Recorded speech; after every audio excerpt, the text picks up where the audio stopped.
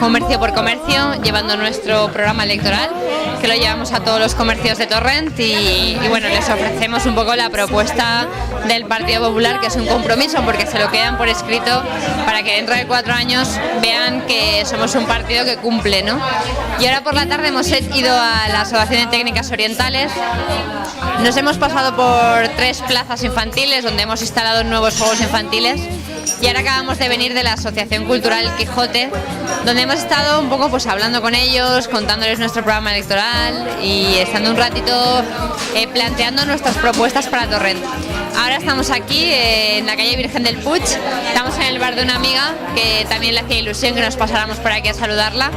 y seguimos ofreciéndoles el programa electoral y ahora nos iremos un poco por la zona de la avenida donde hablaremos con la gente que pasea por la calle tranquilamente y estaremos un rato con ellos.